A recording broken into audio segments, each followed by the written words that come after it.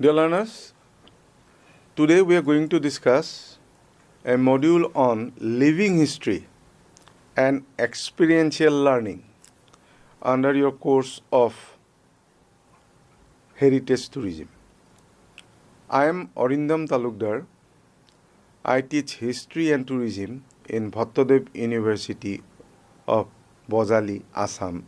Let us see the learning outcome of this module. By the end of this presentation, you will be able to define the core concepts of living history and experiential learning. What is living history?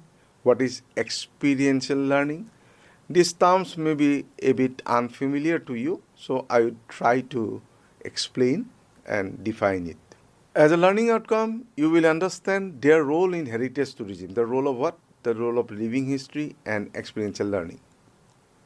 You will be able to identify key methods and examples to apply this concept in heritage tourism with a focus on the Indian context. Now let us now try to define living history. What do you mean by living history? Living history is nothing but an educational and promotional method where historical periods are recreated to provide a sense of time travel. So it is an educational and promotional method where we try to recreate the historical periods. Now we can give some examples like demonstration of old textiles, the craft, some heritage crafts existing, and some material remains of the past for showcasing. How do we demonstrate? Showing how things were made, like traditional weaving, metalwork, and here we use interpreters to act as historical figures. Demonstration. Let us now see the utilities of living history. First, let us see the academic benefits. It builds a deeper understanding. Deeper understanding of what? Deeper understanding of our heritage, our past, our legacy. It provides crucial context. It helps tourists move beyond memorization, a mere idea of having an idea of the past, to grasp the why and how of history. Here we try to inform tourists about why and hows of history. It fosters empathy and connection. Hearing personal stories or seeing life recreated allows us to connect emotionally with people from the past. Building wisdom and understanding, very important. It fosters empathy and connectivity. Enhance engagement, direct engagement. The interactive and often surprising nature of live storytelling makes travel dynamic and memorable. You must know why people travel. People travel for alternative pleasure, for leisure, for recreation. So here, this kind of experience give people live storytelling, etc. It makes travel dynamic and memorable. Now, let us talk about living history in Indian context. India is a land of unity in diversity. India has a very long past. India has a heritage of 1,000 years. India has a unique advantage because many ancient Indian traditions, many traditions, knowledge are still alive in India.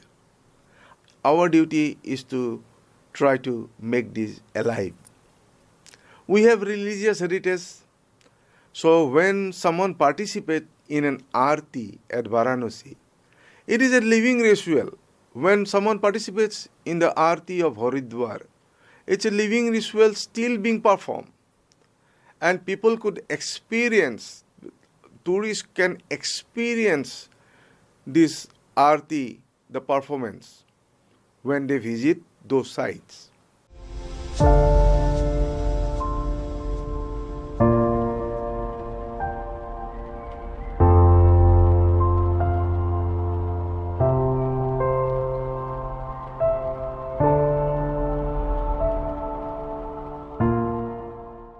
We have a very long craft heritage. As for example, if some tourists visit Sualkusi, which is called the Manchester of Assam, to see the silk weaving, it may be muga, it may be path, span silk, and visiting a craft heritage site give tourists a very good experience. I may cite the example of another craft village, which is Raghuraspur village in Orissa, where still the people of that village, still the people of Raghuraspur village in Orissa, which is near Puri, practice a typical painting called Potachitra painting.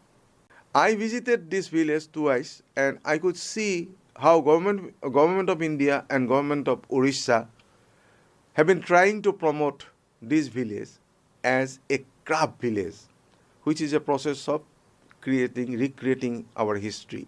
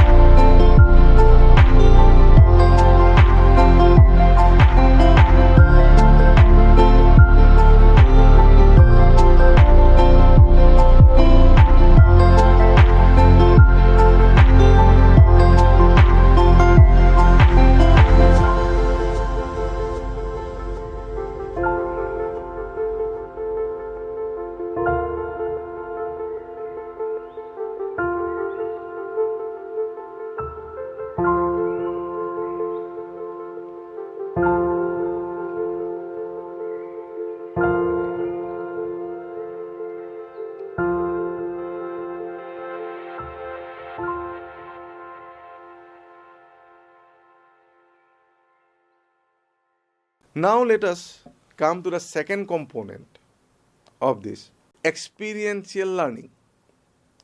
It is a teaching method where tourists explore and examine real objects, sites, environments using active hands-on method rather than passive reception of information. What India offered to tourists in the earlier times. What tourists did, they used to come from abroad, they see the Indian monuments, history, Delhi, Agra, Jaipur, which is called Golden Triangle in Indian tourism. Take some photographs they take some photographs, buy some souvenirs, and they go back, which is passive. Now the time is of activity-based tourism. Now tourists want to go for real experience, hands-on experience. They want to take part in the activities surrounding a tourist spot. So, experiential learning is a teaching method where tourists explore and examine real objects, sites, tourism sites, historical sites, craft sites, environments using active hands-on method rather than passive reception of information. What is the core philosophy of this experiential learning? It is nothing but activity-based tourism, as I have told you. Activity-based tourism. The time has changed. It allows concepts to become tangible experience. Experiential learning provide tourists the concepts to become tangible experience. Here the role of objects, the real artifacts, specimens, the documents are central here. They act as concrete starting points for inquiry and personal discovery. It links to living history. Experiential learning is an engine that makes living history so effective. Here, the experience is the primary teacher. Now let us see the benefits of living history and experiential learning for heritage tourism, which should be our focus. First thing is conservation. You must know that tourism handled properly is a tool of conservation, and the historical resources are products of tourism. So, in case of conservation, high engagement leads to higher value. When people visit historical sites, museums, other heritage sites, it leads to higher value, higher income. People tend to protect what they feel connected to. So it helps in ultimately conservation of our rich heritage. It is a tool of education. History is complex for many people. History is mere facts for many people. But when you practically involve in this field as a tourist or as a learner, it becomes easy to digest history for non-historians and for tourists. It may be domestic, it may be foreign tourists.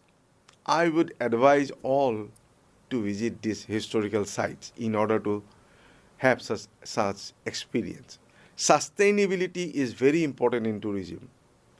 We can create many things, but it is very difficult to ensure sustainability. So it provides direct employment to traditional artists who have been performing these arts, who have been preserving this heritage, the performers, and local guides.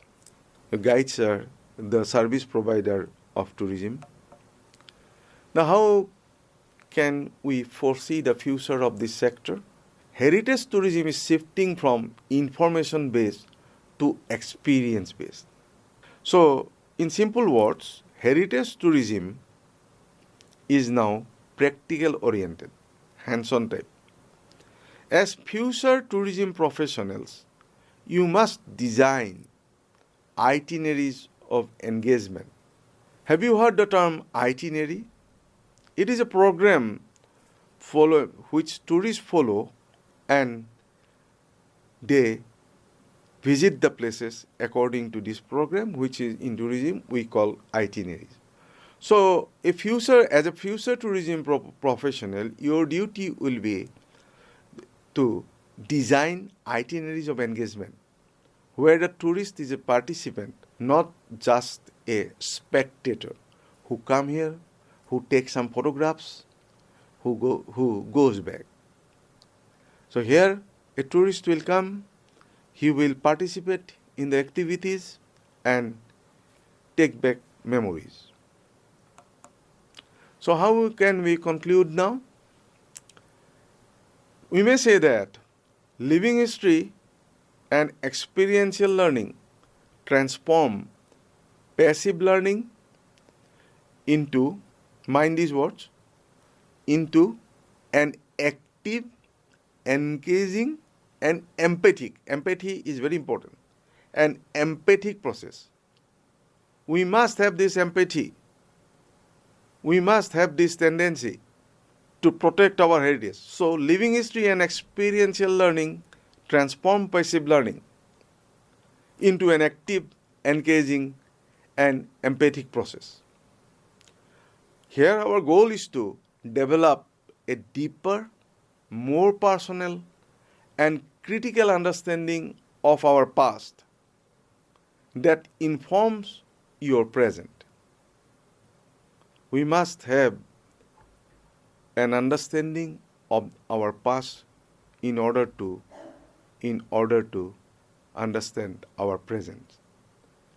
A historian called E.H. Carr, he said that history is an unending dialogue between past and present. Thank you very much.